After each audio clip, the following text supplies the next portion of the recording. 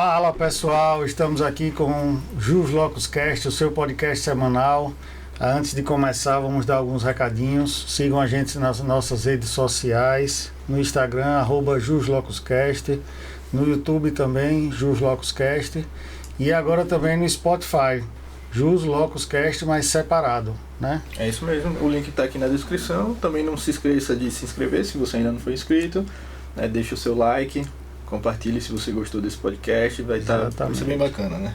Massa, vamos lá. Vai ser massa, trazer alguns temas. Sigam a gente nas nossas redes sociais também, particulares, né? O meu é Vieira Luciano, _N, @GabrielNASSC. E vamos lá, apresente aí, Gabriel, o convidado de hoje. Então vamos lá, nosso convidado de hoje é advogado, primeiramente advogado, professor também de Direito, e foi o meu professor, foi assim que eu o conheci, lá na FANESE, na matéria de Teoria Geral do Processo. Boa matéria. Foi bem bacana essa experiência, né? Então, doutor Maurício Ettinger, por favor, se apresente aí, né? É um prazer, meus queridos, Luciano, Gabriel. Inclusive, muito obrigado pelo convite. Estar aqui com um ex-aluno, estar aqui com um grande advogado, para mim também é uma satisfação gigantesca. Então, e aí?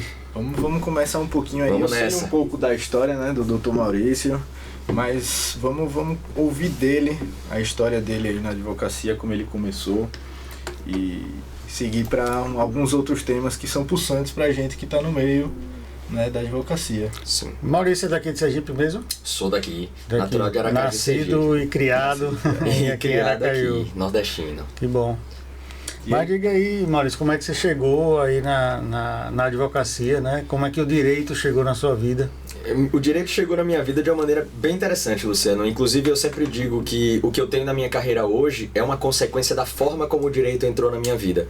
Porque a vida toda eu estudava para fazer medicina, até o 3º ano do ensino médio.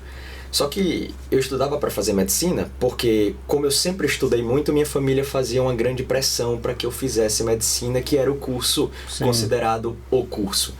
Mas durante muitos anos eu ignorei minha principal qualidade, que era justamente comunicação, que era essa questão política que o advogado também tem que ter. E no 3º ano do ensino médio eu tive a oportunidade de conhecer uma pessoa na época, uma menina com a qual me relacionei, a família dela era toda da área jurídica.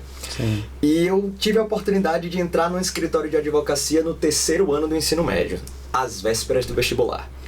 Aquela experiência foi que mudou minha vida, porque entrar no escritório com 16 anos, nem no curso de Direito eu estava, então foi uma oportunidade que me abriu portas. O pai dela, na época que me conduziu nesse primeiro momento, já me colocou para fazer petições com 16 anos.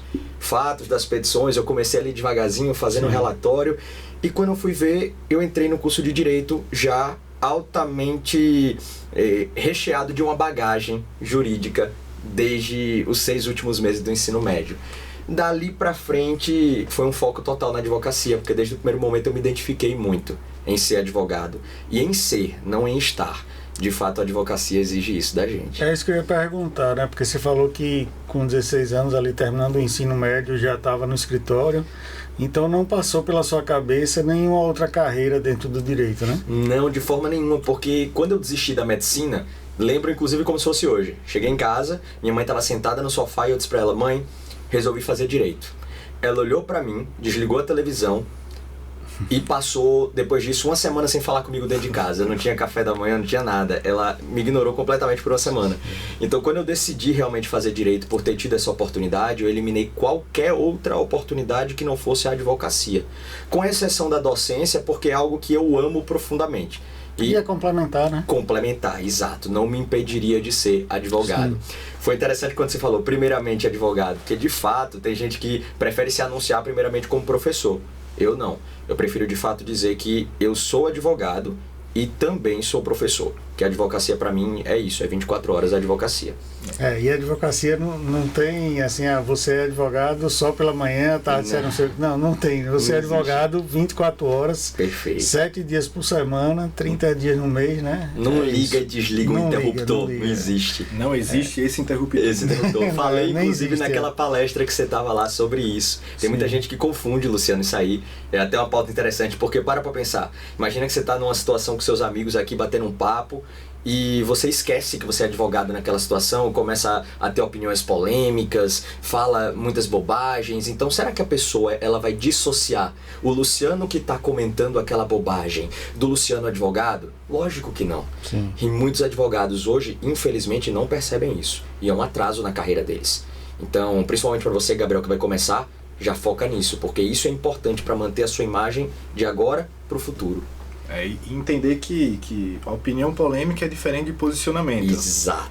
Se posicionar é uma coisa... É necessário, né? Exato. E é necessário. E é necessário. Né? E eu tô aprendendo um pouquinho aí. É isso, mas a visão é essa. A visão é essa. Tô E aí o curso do direito chega na sua vida. Chega na minha vida. Fez onde o curso? Na UNIT. Na UNIT. Fiz certo. na UNIT. E desde o primeiro período, Luciano, eu acredito que a experiência que eu tive muito cedo, com 16 anos, fez uma diferença gigantesca. Porque no primeiro período, como eu já sabia que queria advogar e já tinha uma prática de escritório, eu percebia que eu estava muito à frente dos meus colegas.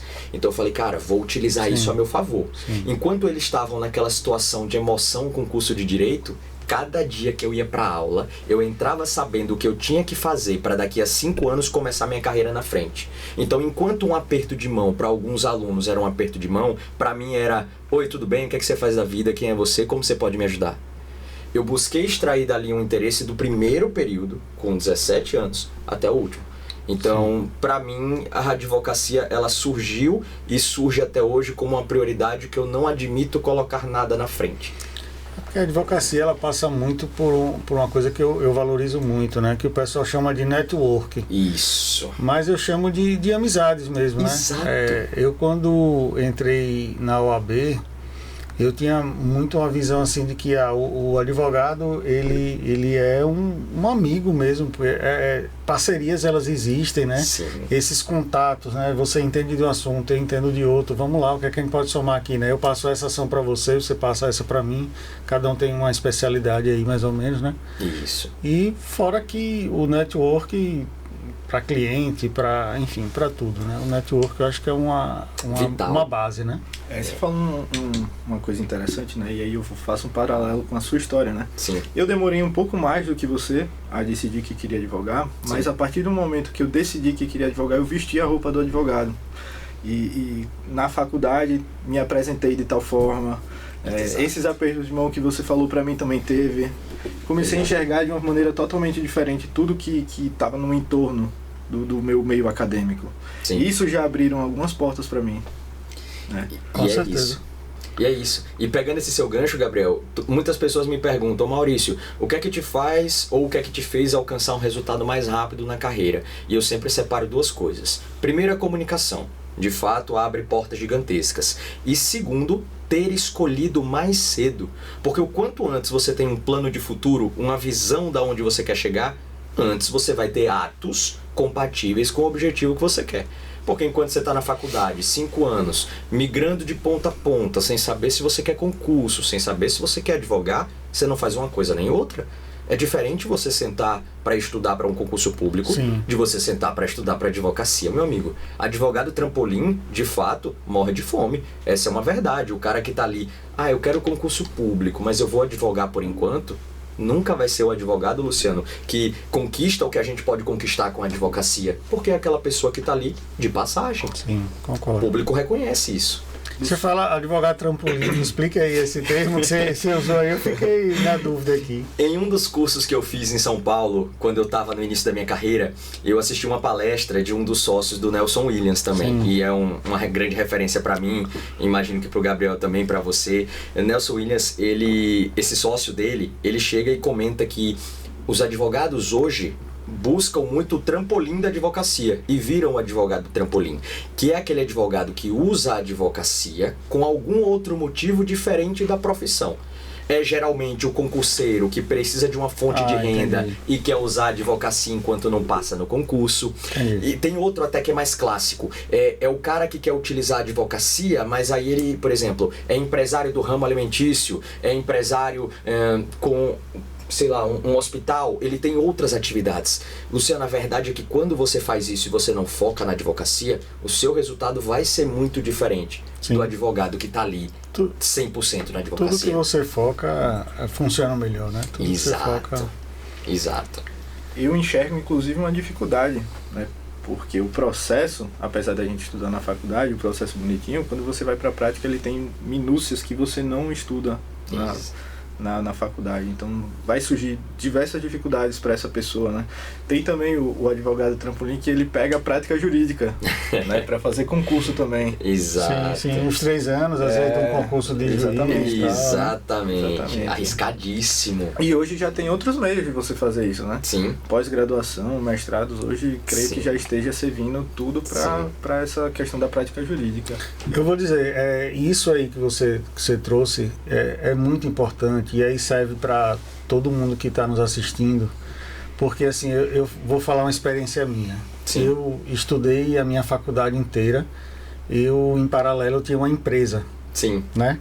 E aí eu nunca fiz um estágio durante a faculdade. Eu passei 5 anos na faculdade sem fazer um estágio. Cuidando dos seus negócios. Cuidando dos meus negócios lá, que a gente tinha uma empresazinha e aí eu tocava essa empresa. Apesar de trabalhar novo e tal, mas não era o foco que você traz. Sim. E quando eu me formei, que eu decidi, eu também sempre soube que eu queria advogar, eu nunca quis concurso. Apesar de ter feito um concurso, mas para mim foi a pior experiência do mundo. Eu ia pedir para você contar essa história. Não, eu sentei na cadeira da prova e eu pensei, meu Deus, o que é que eu estou fazendo aqui? Não é o que eu quero. E aí eu respondi a prova assim, muito rápido, tipo, chutando mesmo, quase que chutando. E aí voltei para a advocacia, que era o que eu queria. Só que no início da advocacia, eu senti uma dificuldade muito grande. E aí eu tive que compensar essa dificuldade estudando muito, além do que eu tinha estudado na própria faculdade. Sim. Né? E a prática, velho. Eu logo quando me formei, tem que ter um processo simples aí e tal. Não, eu vou despachar com o juiz, eu vou despachar, porque eu quero entender como é que funciona aquilo. E isso o estágio ele traz, a vivência ela traz. E isso, essa percepção de que eu sei o que eu quero, ele já vai lidando. E é bem interessante isso que você fala. Essa ausência, né, me chama a atenção um ponto aí, essa ausência de prática no mundo acadêmico, na faculdade. E aí eu sei um pouco do seu posicionamento sobre isso, eu queria que você falasse um pouco sobre esse tema. Inclusive, Gabriel, esse tema sempre é um tema muito sensível, porque eu comecei, e você sabe disso, a dar aula em faculdade com 22 anos. A sua turma, inclusive, foi a minha primeira turma enquanto professor. E eu sempre comecei a jornada da docência, principalmente em nível superior, com o pensamento de que algo precisa mudar. E aí, Luciano, eu falo isso muito escancaradamente. Algo precisa mudar na educação no nível superior do nosso país, principalmente na área de direito. Porque nós não estamos mais formando profissionais capacitados para o mundo jurídico que nós temos hoje. Olha a sua pergunta, a prática jurídica na faculdade não existe. Não tem. Então a gente não capacita aquele operador jurídico, aquele cientista jurídico para poder ser um advogado. Aí a faculdade às vezes fornece um curso extra, extensivo, para capacitar o advogado. É pouco. Você passa 5 anos na faculdade e você não estuda nada disso? Inclusive, um dos motivos que me fizeram abandonar a carreira de docência de nível superior foi esse. Um dos motivos. Eu percebi que a educação de nível superior não estava querendo progredir e eu tenho uma mentalidade de que, se eu não posso ajudar a melhorar, eu não participo do projeto. Sim. Porque se eu não sou ouvido no projeto com pensamentos que podem valorizar o curso, valorizar a instituição, eu prefiro não estar naquele momento na instituição. Porque temos pensamentos muito destoantes. E assim, quando você fala isso, tenho assim pra mim que a gente não tá falando de faculdade X, faculdade Y, a gente tá falando no contexto geral mesmo. Todas. Tanto que eu nem busquei outra faculdade. Quando eu decidi parar de dar aula em docência de nível superior, eu parei com a plena convicção que era por essa desarmonia entre o que o curso de Direito está projetando com aquilo que eu ansiava. Tanto que eu passei a continuar dando aula somente para alunos que querem fazer OAB. E que você já trabalha muita prática, que você tem a vivência prática. É um ambiente que estimula, que busca evolução. A graduação, infelizmente, no nosso país está complicada. Não dá. E não dá porque, assim, o que eles pedem de vocês falaram agora? De prática é muito pouco para você entender como é o mecanismo do judiciário, para você entender como é que funciona aquilo ali. É muito pouco. Exato. Muito pouco. E aí cada um também, por exemplo, você foi dar aula para a OAB, né? Isso. E aí a gente vai arrumando instrumentos para conseguir compartilhar esse conteúdo Sim. prático, né? Aqui o podcast para mim é muito isso. É transmitir o pouco de prática que eu já tenho, o pouco de experiência que eu tenho, para quem ainda não tem nenhuma. E estimular para que busque. Se aprende mais quando compartilhamos mais também. Exatamente. E aí eu lembrei, né, que até acho que foi o professor Márcio Danilo que falou isso. Junta isso, essa falta da prática, esse modus operandi das faculdades, né, com o desinteresse hoje do alunado, né? E aí a gente tem aí formados que não tem a menor condição de exercer nada no direito. A verdade é essa. E eu lhe digo com plena tranquilidade, Luciano, a situação ela é tão catastrófica nesse sentido que você está falando que a gente não enxerga a advocacia como superfaturada ou a advocacia como supersaturada. Sim. Por quê? Porque os profissionais que geralmente estão ingressando nas carreiras não estão com a qualidade e a capacidade que deveriam ter. Infelizmente, e a gente fala isso de uma maneira bem aberta porque todos sabemos que é verdade. Temos que parar de passar pano para esse tipo de situação e investir para melhorar. Eu brinco que tem havido uma seleção natural da espécie advogado, né, principalmente, porque são muitos aí que ingressam no mercado, mas há uma seleção natural porque nem todos buscam conhecimento a fundo, né, buscam essa... E o mercado seleciona. O mercado seleciona. E falando em ter conhecimento, esse conhecimento é necessário, mas tem uma outra coisa que é igualmente importante, que é parecer ter conhecimento, né? E isso vem muito da comunicação do advogado. Então já vamos entrar nesse assunto aí, porque é um assunto muito bom. Mas prefere parecer ter ou demonstrar ter? Demonstrar ter. Porque o conhecimento, para mim, não há condição de você advogar sem você ter o conhecimento. Isso, se você tem, você tem que demonstrar que tem. Não parecer. É nesse sentido. Assim, massa. No sentido de passar para as outras pessoas o que você tem. Sim, exatamente. Mostrar, né? Mostrar. E a comunicação mesmo. Eu entendo. Fala aí sobre isso.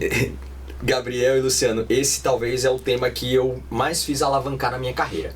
Porque, ao mesmo tempo que eu sempre estudei muito, como eu havia mencionado no início, eu precisava fazer com que as pessoas lá fora, que seriam meus potenciais clientes, enxergassem isso. E qual é a credibilidade que tem um jovem advogado de 21 anos no início da carreira? Pouquíssima para os passos que eu queria galgar. Apesar de eu já ter tido 6 anos de experiência dentro de um escritório, quem é que iria reconhecer aquilo se eu tinha acabado de pegar o OAB? Então, de que maneira eu poderia chegar lá? Eu já tinha planejado isso na faculdade. No final da minha faculdade, eu investi numa pós-graduação e eu usei um pulo do gato. Repara que situação, Luciano. Eu me matriculei na minha pós-graduação no 9º período do curso de Direito, coisa que nem podia. Mas eu fiz e a Mackenzie de São Paulo aceitou minha inscrição. Quando eu terminei a faculdade, mais 6 meses eu já estava pós-graduado. Então me inscrevi para um processo seletivo de docência, primeiro na Ciclo, que é um dos grandes cursinhos preparatórios do nosso estado, com equipe de professores brilhante. Fiz um processo seletivo com mais 40 profissionais e consegui passar. E era muito novo, com 21 anos. Surgiu a oportunidade de dar aula em faculdade pela Ciclo, porque a Ciclo me indicou para uma faculdade, justamente por ter conseguido passar num processo seletivo difícil. Então, quando eu comecei a advocacia, Gabriel, e eu já era professor de faculdade, professor de um grande cursinho, eu consegui, com certa facilidade, mostrar para as pessoas lá fora que eu tinha conteúdo, que eu tinha bagagem. Você tinha um know-how já. Que eu tinha um know-how. Quem é que vai desconfiar, por exemplo, da credibilidade de um professor de uma grande instituição? De um professor que consegue, com tal idade, estar à frente de uma matéria? Então isso valorizou muito o demonstrar ter, porque as pessoas passaram a pegar a docência como uma referência da minha autoridade, e mesmo com pouca idade. Isso é fundamental. Legal. Bem interessante essa sacada, né? É um passo à frente mesmo de todos. E assim, a experiência que eu tive, né? Sim. Uma matéria que é muito complexa, que é a teoria geral do processo. se o direito, eu vou pedir licença a Pedro aqui para usar uma frase dele, né? Porque se o direito material já é uma abstração, o processo é uma abstração da abstração. Sim. E aí você tem a teoria do processo, né? E passar isso, e passar confiança, né, para as pessoas, principalmente com essa matéria, é um passo assim muito, muito bom. Sim. E aí, qual foi a sua estratégia de comunicação nesse sentido? Essa estratégia ela passa não somente pela oratória, Gabriel, porque as pessoas confundem muito a oratória com a comunicação de uma forma geral. Mas para pensar comigo, com 22 anos você vai dar aula na faculdade. A cara é de novo, eu mal tinha barba na cara.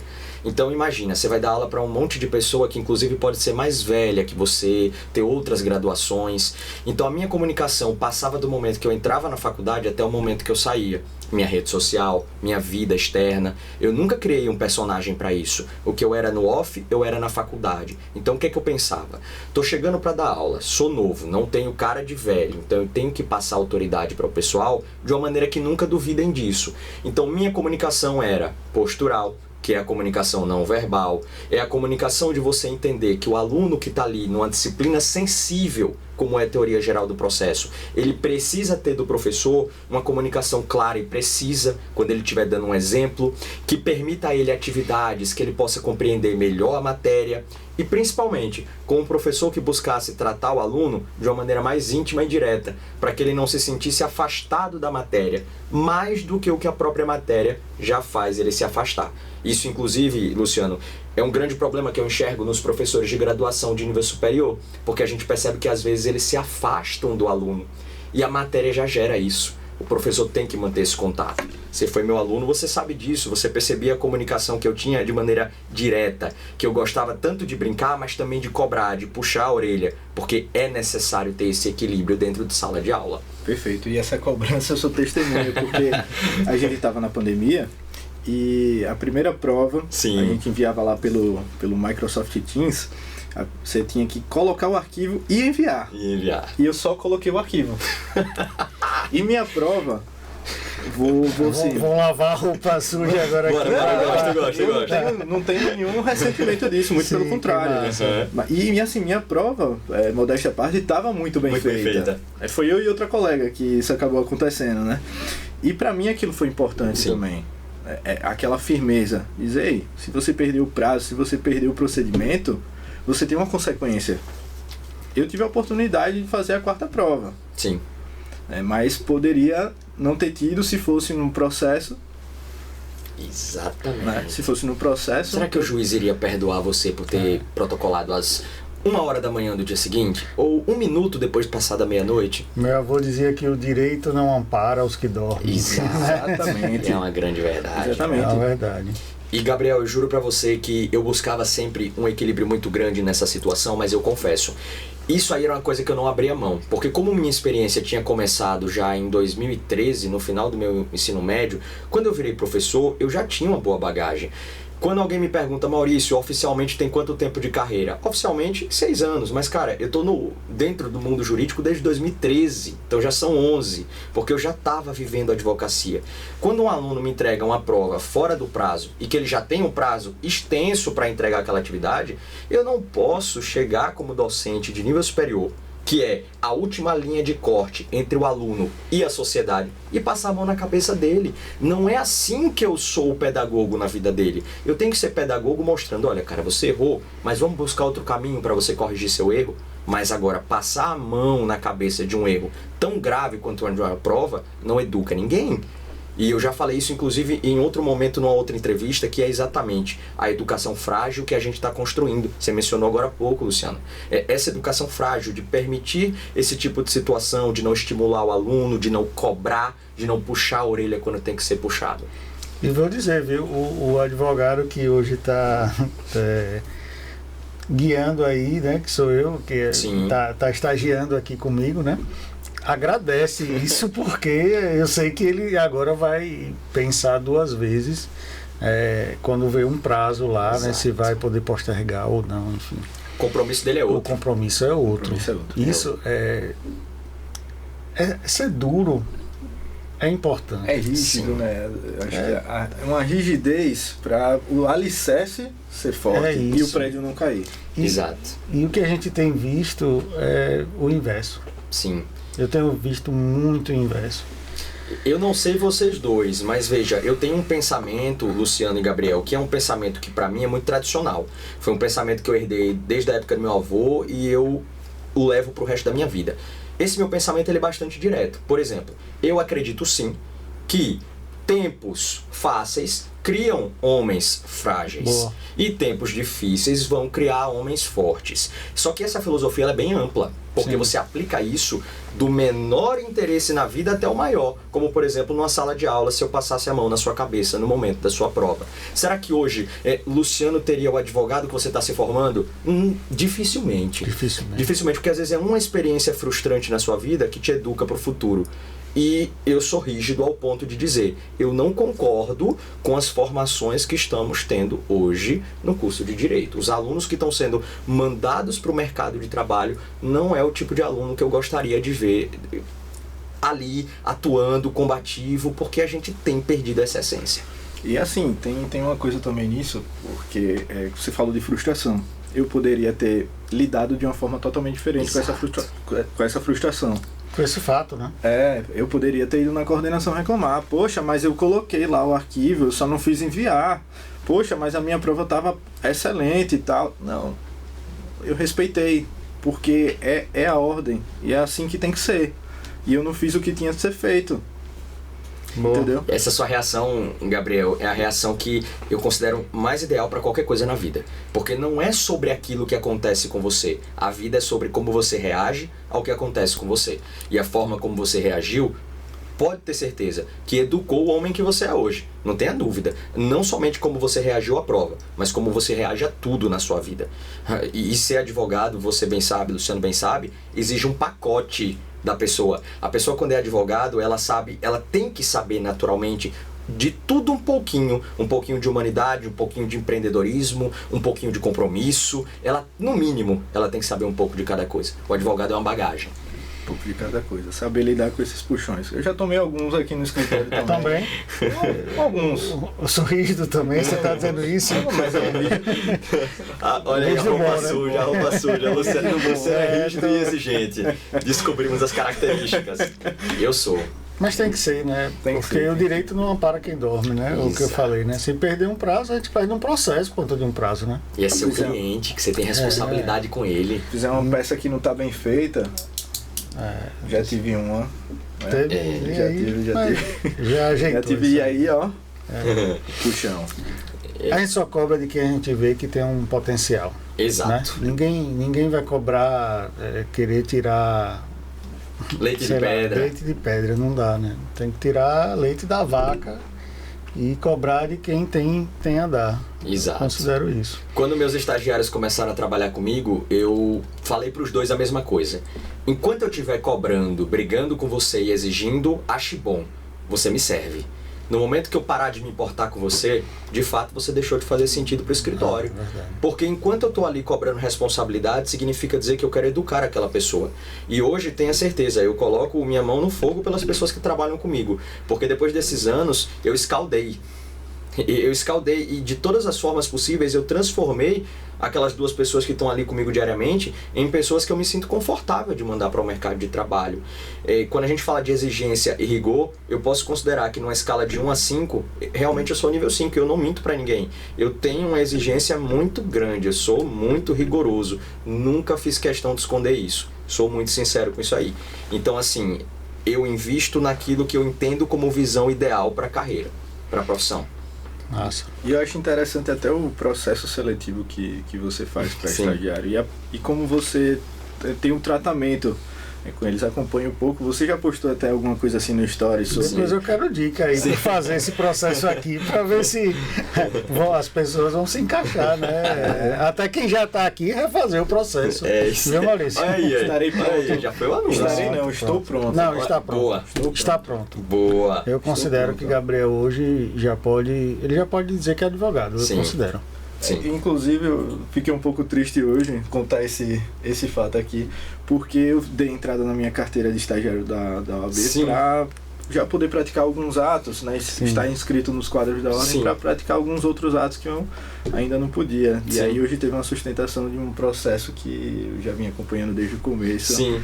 E queria muito ter feito a sustentação. Essa sustentação e não consegui fazer. Mas não foi possível, não. Não foi possível, mas mas vai ser, e eu garanto que quando for, vai ser muito especial para você também, esse primeiro momento. Ô Maurício, e aí você fala que você deu aula de TGP, né? Teoria Geral do Processo. Isso. E pelo que eu não lhe conheço, né, assim a fundo, mas pelo que eu entendi, ao dar aula de Teoria Geral do Processo, remete a você entender bem de processo civil. Isso. E aí eu vi lá no Instagram que você se intitula advogado de causas complexas, né? Isso.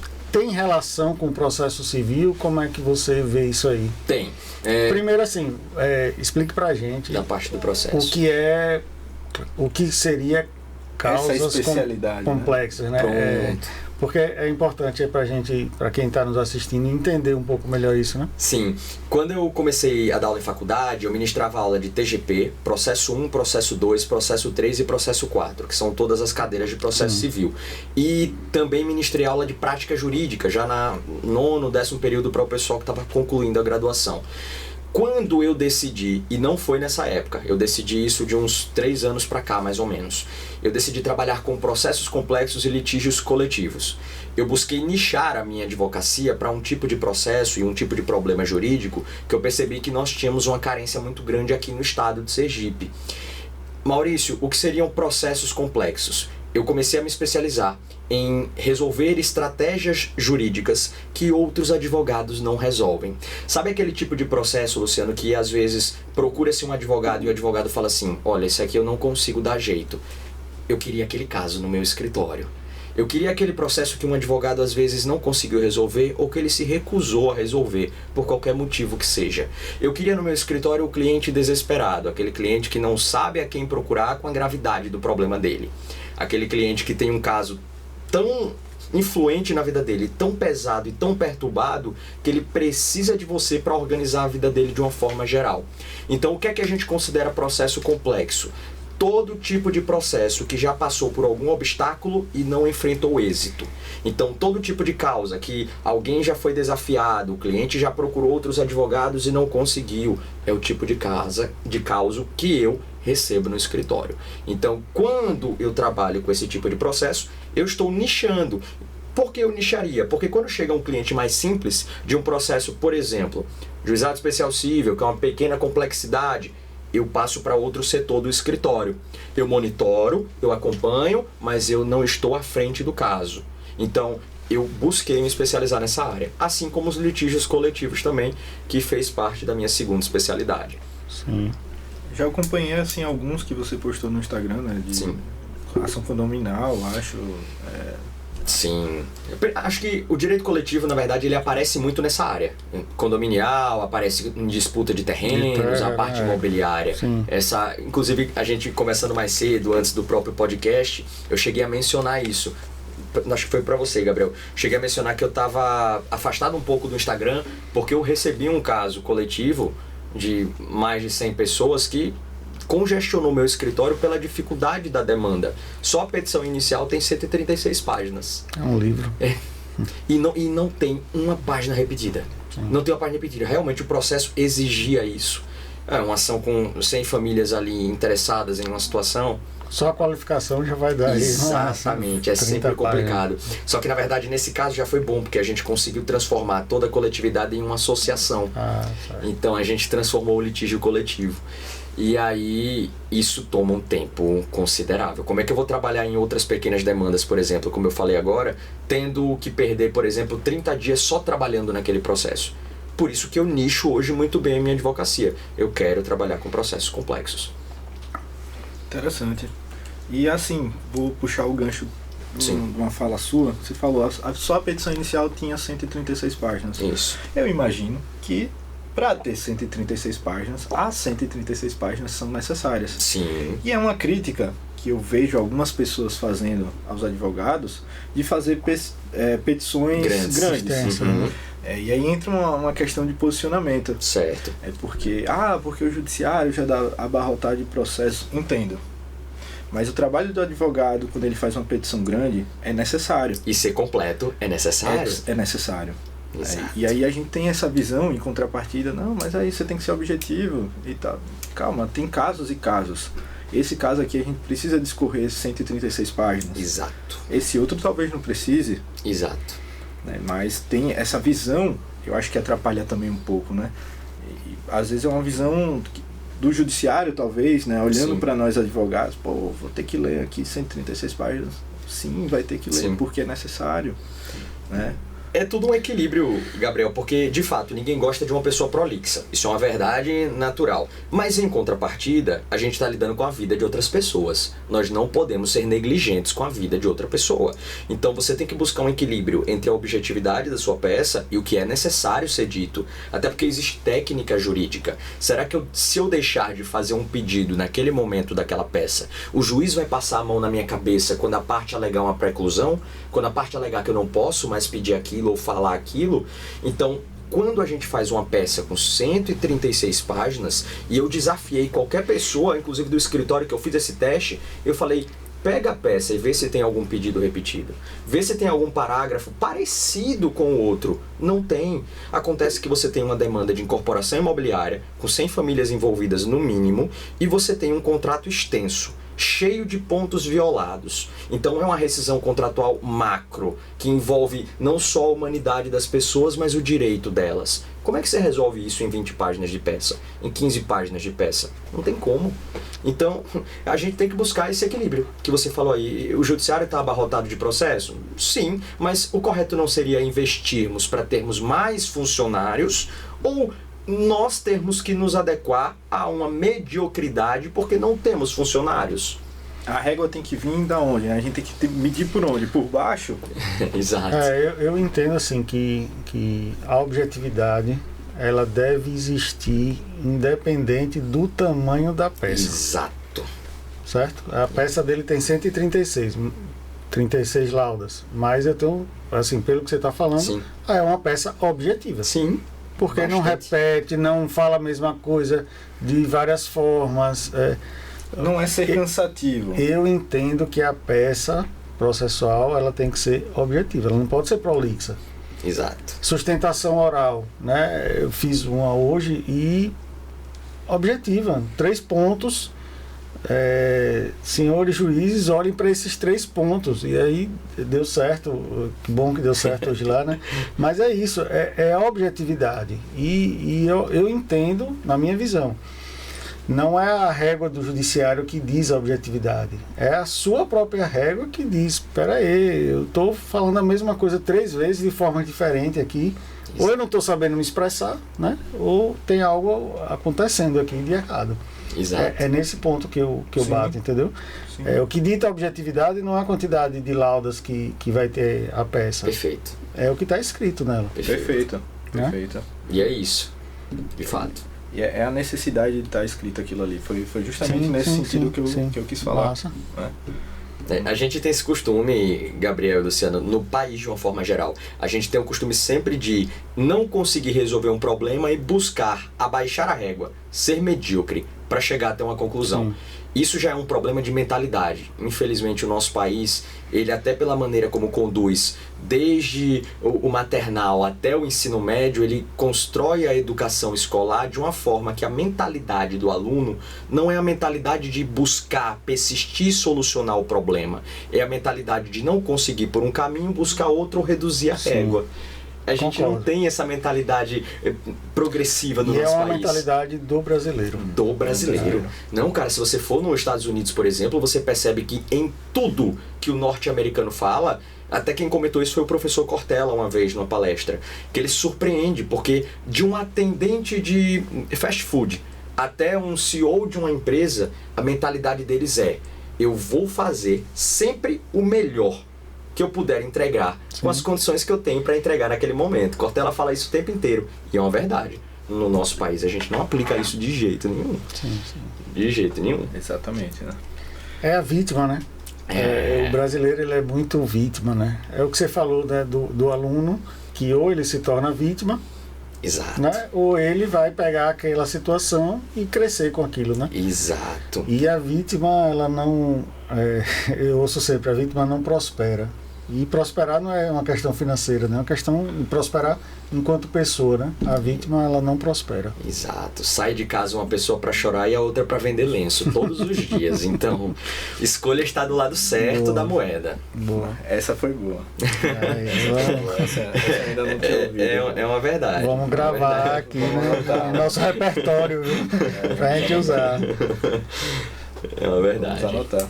E aí você, né, dentro dessa especialidade, né, de processos complexos e litígios coletivos, eu vejo que você direciona mais para direito de família, contratual e imobiliário, né? Exato. E aí dentro dessa sua advocacia, conta alguma história assim pra gente que seja engraçado, que tenha um cunho mais complexo, naquele caso que você pegou, caraca, esse daqui pulsou. Uma história daquelas que você não pode contar. Tá. Aqui só tá nós três. Perfeito. E uma câmera pra E uma publicar, câmera aí pra publicar a gravação. entendeu? Não, mas tem um caso que eu consigo falar, que eu inclusive digo que é um dos casos que serve pra tudo nesse programa que a gente tá fazendo aqui nesse momento. Logo no meio assim da minha carreira, eu falo logo no início, mas não foi. Eu já tinha uns 3 anos de profissão. Eu peguei um caso que foi oriundo de uma resenha em que estávamos bebendo com amigos. Eu cheguei a mencionar por alto na palestra que você participou. E eu peguei esse caso, Luciano, após estar numa noite bebendo com os amigos, conversando e etc. Tinha muitos advogados. Um dos rapazes que estavam ali era empresário, bem famoso aqui na cidade. E ele, dos mais de 10 advogados daquela reunião, me escolheu para tomar a frente do caso dele. Quando ele chegou no escritório para falar sobre o caso, ele já tinha passado por mais de 10 advogados. Ele falou isso: olha, doutor, não é brincadeira, é verdade. Já fui mais de 10 advogados. Ou me dizem que não conseguem resolver, ou me dizem que é uma aventura judicial e que não vai ter jeito. Eu quero saber a sua opinião agora. Dá para resolver? Eu parei para analisar o caso uns 2 dias antes de dar um relatório final para ele, porque ele já me trouxe uma documentação extensa. E eu fui analisar. E eu encontrei uma brecha em um caso de 1.500 páginas. Uma brecha logo no início, acho que na página de número 70, 80, nunca vou me esquecer disso, que gerava um problema gigantesco no processo, que causava uma nulidade enorme em um processo de mais de 1.500 páginas, por causa de uma página, um ponto ali que estava errado. Salvo engano, o juiz ele tinha feito uma desconsideração da personalidade jurídica no processo, sem intimar outra parte para se manifestar. Só que aquilo ali tinha sido no início, cara, do processo. O processo estava tão avançado já que já estava penhorando casa, já estava penhorando carro, conta o tempo inteiro. E tipo, passou despercebido. Quando chegou lá na frente, fechei contrato com o cliente, cobrei um valor dele justo, e um valor justo para um caso desse foi um valor alto. Ele fechou comigo sem pensar 2 vezes depois que eu expliquei a estratégia a ele.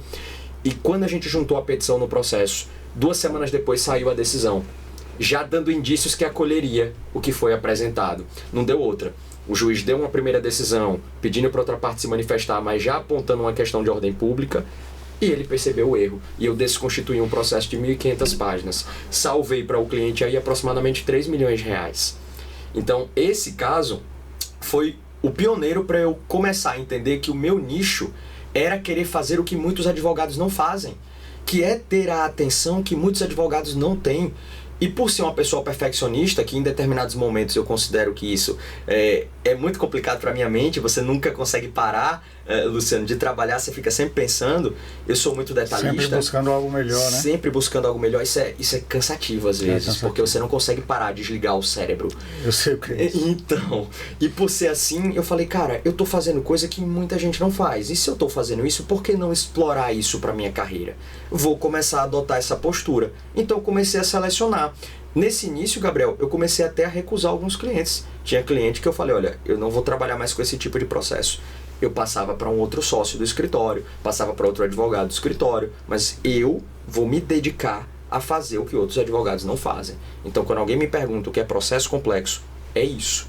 É estar em demandas desse jeito. Agora, Maurício, eu vou encontrar seu nome às vezes em demandas simples? Sim. Primeiro, as remanescentes do início da minha carreira. E segundo, se for alguém que consiga me acessar por um ciclo social. um parente, um amigo próximo que eu ainda atuo. Mas hoje, se for um cliente direto, captado por mim ou que veio a mim por uma indicação de terceiro, eu não trabalho naquele caso se, diretamente, óbvio, se não for um processo que me traga esse quê de complexidade, que eu possa explorar isso. De fato, quando você adota um nicho, Gabriel, na carreira, você tem que persistir nele. E é o nicho que eu quero. Excelente. E a especialidade na advocacia hoje é essencial. Sim. Eu já estou mais ou menos Tá encaminhando. Escolheu que área? Eu vou para responsabilidade do médico nas 3 esferas. Ótima área. Foi a maneira que eu consegui ficar no penal sem ser aquele peso do criminal. Sim. Aí eu sou um amante do direito Foi penal. onde eu comecei minha carreira. Foi na área de direito médico. Você chegou a acompanhar quando eu comentei isso em sala de aula? Não. Foi onde eu comecei minha carreira, a área do direito médico. Minha mãe, ela foi administradora de hospital, de médicos, por 25 anos da vida dela.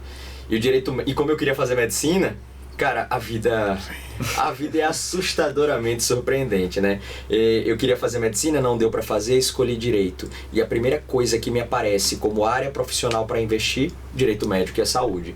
Por essa porta que minha mãe tinha, o networking, o contato, a amizade. Falei, vou fazer isso aqui. Comecei a me especializar, fazer curso na área de direito médico e saúde e comecei a trabalhar com essa área. Só que com o passar do tempo, me desencantou.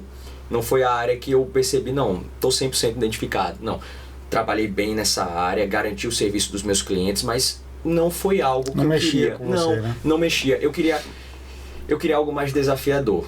Eu tenho essa questão na minha mente de sempre querer me desafiar. Eu gosto de testar os meus limites. E eu não estava mais enxergando o desafio e o prazer de estar naquilo ali, de me alimentar todo dia, de acordar feliz e estar trabalhando com o que você gosta. E aí eu fui trocando a área. E eu decidi ir para essa área justamente porque responsabilidade civil é a matéria de civil que eu amo. Sim. Direito penal eu também amo. E aí vai acordar feliz trabalhando nisso. É isso.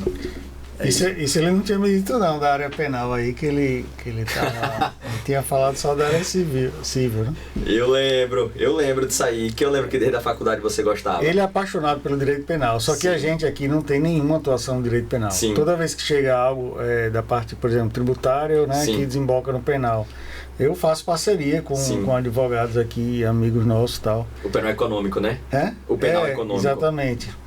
E aí ele vinha se distanciando do direito penal, porque está aqui no escritório e tal. Sim. Mas ele está encontrando um caminho aí, eu acho massa mesmo, porque a gente tem que encontrar um caminho que move a gente, né? Sim. E eu sei dessa paixão dele pelo direito penal. Sim. Eu tive uma experiência, eu estagiei num complexo penitenciário, né? Sim. E assim, foi uma experiência fantástica. Mas ali eu descobri que... E eu não vou dizer se é bom ou se é ruim. Eu simplesmente não era pra mim lidar com esse tipo de cliente. E não é pra mim. Aí se for pra você, se for pra aquela outra pessoa, tudo bem, mas não era pra mim. Mas eu sempre pensei em alguma forma ficar no direito penal. Sim. E aí foi essa forma que eu achei... Que você encontrou de equilibrar o jogo. Exatamente. Eu acredito também, que foi como o Luciano falou agora há pouco, que esse equilíbrio que a gente tem entre fazer o que gosta e ser bom também naquilo, porque não vamos ser aqui mentirosos, temos que ser sinceros até com o público que está nos assistindo. Nós precisamos ter esse equilíbrio entre fazer o que gostamos e ter a qualidade para fazer o que gostamos. Perfeito. Porque quando eu escolhi fazer direito lá atrás, no nosso primeiro bate-papo aqui, eu cheguei e comentei. Eu não poderia fazer medicina, sendo que a minha principal qualidade, minhas principais armas eram voltadas para o mundo jurídico. Eu percebi, Luciano, muito cedo que a minha comunicação não era uma comunicação que todo mundo tinha. Eu tinha uma habilidade natural com aquilo que me fazia ter uma propensão à área jurídica. Falei, cara, se eu sou bom nisso aqui, eu vou investir nisso aqui. Se Deus me deu um dom, foi isso, eu vou aproveitar o que eu recebi. Né? Vou fazer uma limonada com esses limões. Então, eu investi nessa área. E você falou aí da percepção do cliente, de você se sentir bem nessa área. E hoje de manhã eu estava conversando com um estagiário meu sobre isso, sobre o cliente. O cliente na advocacia, e a gente falou mais cedo que o mercado ele seleciona os profissionais, ele tem 2 passos a seguir. Muito advogado não percebe que o cliente ele não te escolhe primeiro pela qualidade, ele te escolhe primeiro pela confiança. Primeiro ele confia em você, depois ele busca o seu respaldo para poder garantir a contratação. sabendo que o cliente lhe procura primeiro pela confiança, você tem que gerar com ele uma conexão.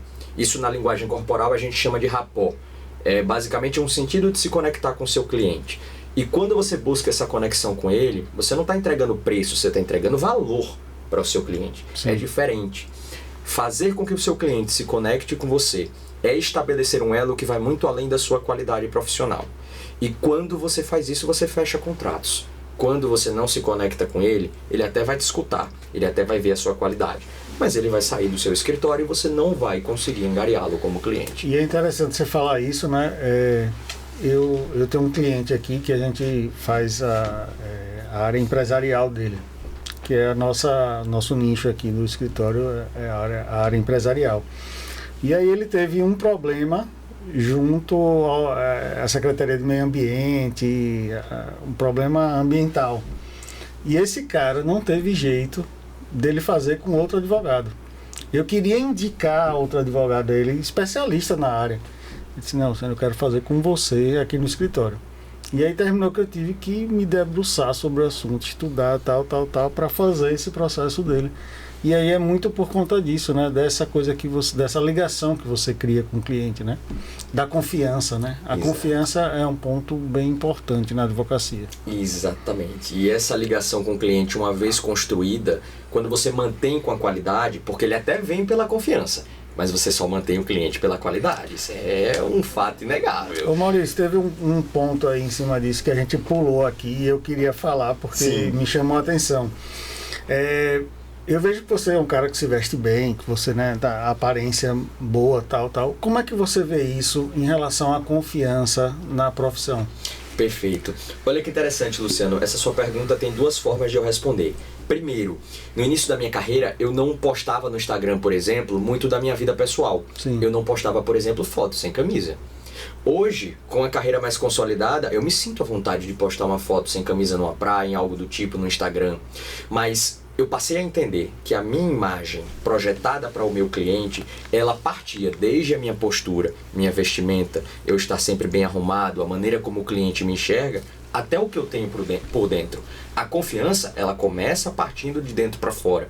Como é que eu externo isso para o meu cliente, para fazer com que ele olhe a minha aparência e conduza ele para o meu nicho da advocacia?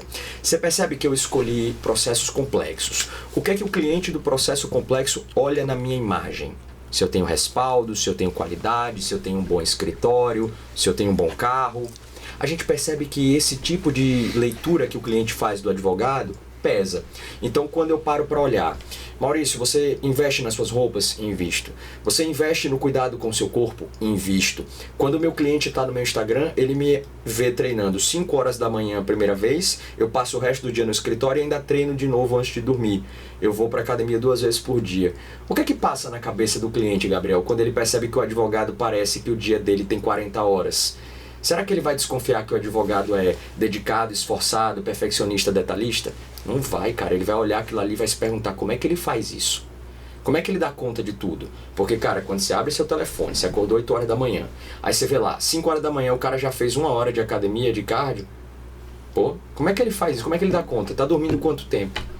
Esse tipo de subconsciente estabelece também o tipo de cliente que você vai angariar para o seu escritório. E quando eu aprendi isso em um dos cursos que eu fiz, eu fiquei muito tentado a aplicar isso de diversas maneiras. E eu passei a aplicar, Luciano, por exemplo, quando você investe em uma roupa para uma reunião e você deixa aquela imagem na cabeça do seu cliente, ele vai passar a lhe enxergar de uma forma diferente. Meu estagiário, um tempo atrás, estava com uma roupa normal, porque a gente ia ter trabalho interno, ele estava com uma blusa de malha, e um cliente do nada apareceu no escritório para entregar um documento. Tocou a campainha, a gente viu pela câmera, ele foi se levantando para ir pegar a documentação. Olha, é fulano de tal com documento. Eu olhei para ele e falei, peraí, e você vai receber ele com essa blusa de malha? Nem eu tava vestido direito, nem ele tava. A gente tava com trabalho interno, trabalho bem suave ali, e o cliente foi entregar documento. Ele já ia atender, eu falei, não, você não vai atender ele. Pede para a secretária receber e ele vai deixar o documento com a secretária. Mas você não vai receber. O cliente não vai te ver de blusa de malha. Você não tem a credibilidade dele para isso ainda. E por mais que o cliente saiba que o advogado tem uma vida pessoal, não se engane. A vida pessoal do advogado conta para o seu cliente também. Reflete, né? É Reflete. como a gente falou, você não é advogado 8 horas por dia, você é advogado Exato. 24 horas, 7 dias por semana. Exato. Você trabalha com a área empresarial, Luciano. Você sabe muito bem disso, porque é a forma como a empresa te vê. Sim. Será que se você perder uma credibilidade, uma autoridade com o seu Instagram, será que isso vai fazer bem para o seu cliente? Sim. O nicho que você atua, inclusive, tem um cliente muito parecido com o meu.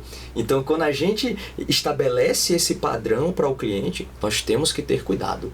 Não podemos falar qualquer Perfeito. coisa, temos que ter uma posição íntegra o tempo inteiro, entendeu? Temos que estar sempre com a luzinha de alerta ligado.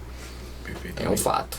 Perfeitamente. Então, ir para fora despachar sem uma gravata é inadmissível, né? Total. A liturgia do Total. cargo, ela tem que ser seguida, né? E eu sou a favor disso. Tem muito advogado que não é, eu sou. Eu sou a favor de que nós tenhamos uma liturgia. Porque quando você abre mão de uma gravata, o que é que a gente vai abrir mão amanhã? Começa com pequenas coisas. Sim. Tem muitos livros, inclusive de Maquiavel, que já predominam com essa filosofia. De quando você começa a ceder. Cede-se dos poucos ao muito. Onde paramos? Porque é basicamente isso. Agora não precisa mais da gravata. Amanhã não precisa mais do paletó. Qual a credibilidade que uma profissão como o direito, que rege muitas vezes direito à vida, direito à imagem, toda a personalidade da pessoa, vai ter se nem o advogado, o condutor, se dá o respeito na liturgia? Pois é. E aí a gente estava conversando antes, já assim por cima, sobre o assunto, né? Ontem eu vi uma decisão de uma ministra do STJ que modificou a decisão acho que era o 2º grau já. Sim. O advogado ia fazer uma sustentação oral na Online, né? criminal. Criminal online, mas era online, não era? Era online, telepresencial, e o responsável não deixou o advogado sustentar, porque ele não estava com a beca. Com a beca. Ele estava sem a beca. E aí a gente entrou nesse assunto, e um dos argumentos que eu falei, assim, para concordar com a decisão, não da ministra, Sim. mas a primeira decisão, foi que a obrigação do advogado é uma obrigação de meio. Né? Sendo uma obrigação de meio, ele tem que observar os meios necessários para cumprir com o que ele tem de obrigação. E um desses meios era usar a beca. Né? Sim. Você foi... E me parece no vídeo que ele estava até sem gravata, não Sim, foi? me Para sustentar. Aparece. Parece que ele tá sem uma gravata. tarja assim na frente, não dá pra ver direito. Exato, a blusa tá meio aberta, né? Eu tenho duas opiniões sobre isso. Basicamente, quando a gente estava conversando, eu cheguei a mencionar por alto, que é o seguinte: a opinião da vestimenta eu acabei de falar. Eu não acredito que seja o correto, acredito que nós temos que sim seguir a liturgia. Se é beca, se é terno com gravata, é terno com gravata, vamos adotar. Acredito que na posição do desembargador, ele poderia ter adotado uma posição de meio termo, que seria o quê? Como era direito criminal, e envolvia a liberdade de um cliente, ele poderia ter remarcado a sessão e não ter proferido julgamento sem ouvir o advogado. Porque aí ele cometeu um erro técnico-jurídico, Luciano. Não foi só a questão da vestimenta. Quando o desembargador fez isso, ele esqueceu que existe o princípio da defesa absoluta do direito criminal. A pessoa, ainda que não tivesse advogado, teria direito a uma defesa. Então, ele tolheu o direito à defesa. Aí foi meteu os pés pelas mãos, como a gente diz no ditado popular. Agora, com relação à vestimenta, para mim também é certíssimo, intolerável. Se o regimento interno exige, vamos seguir a liturgia. Até porque isso é o regimento interno. Sim. Essa é a importância do trabalho, né, do Sim. advogado. Né? Você atribui a importância àquilo que você faz. Então, é importante eu ser advogado? Então é importante que eu use terno e gravata. Como tal, né? E me portar como tal. Autoimagem. Publiquei um texto sobre isso hoje no Instagram. A autoimagem, aquilo que você projeta em você, olha no espelho e vê, mas aquilo também que a outra pessoa vai enxergar. Se você não se dá o valor, será que é seu cliente que vai lhe dar? Se você não se respeita, é o terceiro que vai te respeitar? Nós temos que ter isso dentro de nós. Exatamente. E aí, dentro dessa questão de posicionamento, de postura do advogado, vem um outro tema pra gente, que é a comissão a qual você faz parte, na OAB, né, que você é presidente, se não me engano, né? Isso mesmo. Que é a de combate ao aviltamento de honorários advocatícios. Isso. Como foi que você embarcou nessa aí? Por que você topou esse desafio? Quando eu topei o desafio de fazer parte do mundo político da Ordem, que até então nunca tinha aparecido na minha carreira, eu topei com um objetivo muito claro, que é a minha mentalidade de sempre querer evoluir alguma coisa, de progredir alguma coisa. E o problema dos honorários para o advogado é um problema que já vem acontecendo desde o novo código e piorando com o passar do tempo. Luciano está acompanhando muito bem, os processos empresariais têm muito isso. Esse problema com os honorários é sensível, porque a gente percebe que o Poder Judiciário não tem respeitado as decisões dos tribunais superiores dos honorários. A briga é incessável. Quando eu recebi o convite para presidir essa comissão, eu não pensei muito. Eu falei, eu topo, eu quero, porque é o tipo de briga que pode fazer a advocacia evoluir. E ao mesmo tempo aquilo também me trouxe um trabalho gigantesco, porque se tem uma comissão que recebe denúncia, tem sido a minha. Justamente porque honorários é um tema sensível, é verba alimentar do advogado. E toda hora a gente está tendo uma violação diferente. No tribunal de justiça, em magistratura direta do primeiro grau, a gente tem problema o tempo todo. E quando aceitei esse convite, participar desse mundo político também da OAB, de estar ali querendo melhoria para a classe, se transformou num hábito para mim. Hoje, tudo que eu faço vinculado à ordem, eu enxergo. Eu posso melhorar a vida de um colega advogado, eu posso estender um trabalho para ele, posso melhorar a cabeça do jovem advogado que vai entrar no mercado hoje, eu faço. Eu topo esse cargo com muita satisfação. Isso tem muito a ver com o seu posicionamento também, né? De vestir essa roupa do advogado e lutar pela profissão, né? Sim. Isso é bem bacana. Defender com unhas e dentes a advocacia. Exatamente. Não só essa questão do aviltamento dos honorários. Não, de forma nenhuma. Tem várias outras questões, prerrogativas e etc, né? A advocacia ela tem que vestir a camisa da própria advocacia. Sim, exatamente. Precisa de força nisso, né? Exato. Eu entendo que a advocacia ela tem que ser um pouco mais barrista, né? Que chama, né? A gente tem que olhar mais para dentro da própria advocacia, né? Você vê, a gente vai entrar às vezes com ação, vocês falaram de direito médico, né? Você vai entrar com ação contra um médico, para você conseguir uma condenação é muito difícil, porque quando chega no conselho, eles são barristas, eles se defendem, eles estão ali, né, juntos, unidos, a classe está unida, porque se ferir um, fere o outro. Exato. Se eu estou ferindo um advogado, aquilo vai chegar a mim em algum momento. De qualquer forma vai chegar lá. Vai chegar. Volta. Então, a gente teria que ser mais barrista. Eu entendo assim que a gente tem que se proteger mais. A classe precisa, né, se unir, a gente ainda percebe que isso acontece pouco. Claro que tem casos que a OAB tem que ir condenar, sim, tem que ir, né, até para não desqualificar a profissão. Isso. Mas, em contrapartida, outras situações tem que haver uma defesa incansável. E incessante. Exato. Isso. Perfeito. Bacana. Que massa, gostei do papo. A gente vai chegando aí ao final, né? Eu estou satisfeito. Está satisfeito? Eu pergunto sempre a ele, Gabriel, você está satisfeito? Com certeza. Porque Gabriel é o cara que ele quer saber tudo. Extrair o máximo. Eu acho massa, a jovialidade dele traz muito isso, né? Ele é muito curioso, ele quer saber tudo, ele quer extrair o máximo do convidado aqui. E hoje eu acho que a gente conseguiu extrair muita coisa aí, muitos ensinamentos de Maurício. Apesar da minha barba branca, meu cabelo branco, eu sempre estou aprendendo, Maurício. Eu tenho muito isso na minha vida, sabe? Eu sempre estou aprendendo e passando também para quem está chegando o que eu já aprendi, né? Sim. Eu acho que é o nosso trabalho, né? A gente sempre aprende e sempre passa o que aprendeu. Sim, e isso é fundamental, Luciano, porque assim, até como último insight, último ensinamento, eu queria dizer o seguinte: quando eu tive uma educação com meu avô, que foi uma educação muito familiar, porque meu avô ele nunca estudou muito, mas ele era muito bom com o ser humano, de uma forma geral. E teve uma vez que eu ia apresentar um trabalho na escola, e apesar de eu sempre ser muito confiante, nesse dia eu estava nervoso. Eu tinha estudado pouco tempo pro trabalho. Ele chegou e falou pra mim assim, nunca vou me esquecer porque isso move minha vida até hoje. Ele chegou e falou, tá nervoso? Eu falei, tô. Aí ele falou, ótimo, só não fica nervoso quem não tem responsabilidade. E a partir do momento em que você adota para você uma autorresponsabilidade para a vida, nervosismo é algo que sempre vai existir porque você quer entregar o melhor. Se algum dia da minha vida eu for para o meu escritório e eu não sentir nervosismo em atender um cliente, em cuidar de um processo de um cliente, eu paro de trabalhar, eu fico em casa.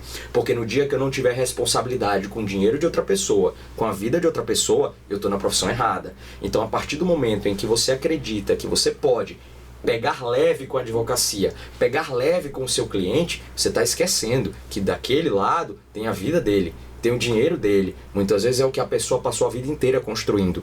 Será que isso não merece sua atenção? Será que aquilo não merece uma dor de cabeça? Será que aquilo não merece que você fique nervoso com medo da responsabilidade? Com toda certeza. Boa. Pois é. Considero isso. Hoje eu fui fazer a sustentação oral, já fiz algumas na minha vida, né? Tenho 13, 14 anos de profissão aí, então a gente já fez algumas na vida. Sim. Mas toda vez que eu vou fazer uma sustentação oral, eu sinto um nervoso. Friozinho na barriga, o friozinho na agradável. barriga. E eu acho que, eu digo sempre assim, no dia que eu for e não sentir mais isso, eu paro de advogar. É isso, cara. Eu paro. É isso, Luciano. Perde o sentido. Perde o sentido. Total. Boa. Finalizamos aqui com, assim, pelo menos a minha bagagem tá muito mais cheia. Que bom. Fico feliz. Do que no começo, né? Fico feliz. Quero agradecer o convite novamente, Luciano, Gabriel. Muito feliz. Esse tipo de podcast faz muito bem para todas as classes, não somente o mundo jurídico, mas para quem quiser entender um pouco do conhecimento de cada área. Eu já vi que vocês recebem vários convidados Sim, aqui sim. de áreas diferentes. Isso é muito engrandecedor. Cabe a pessoa parar, sentar e ouvir. Porque por mais que você não concorde com a palavra de alguém, você sempre pode aprender algo com aquele posicionamento. Massa. Perfeito. Diga aí a sua rede social pra galera que tá assistindo seguir você. @Mal_Ettinger. Meu sobrenome é TTINGER. Perfeito. Vamos lá. Vamos lá, os recadinhos finais, né? Pra gente não Diga esquecer. aí você os recadinhos finais. Se inscrevam no canal, se ainda não for inscrito, né? Deixa o seu like, porque esse papo não tem como você não deixar o like, né? Sim. Compartilhe para todos aqueles que vocês acham que vão ter um engrandecimento, né? Sim, sim. E estamos no Spotify, link na descrição. Também nos sigam no Instagram, @JusLocusCast. O meu pessoal, @GabrielNASSC. Vieira Luciano _N. E é isso. E é isso. Valeu, galera. Aqui. Valeu! Valeu.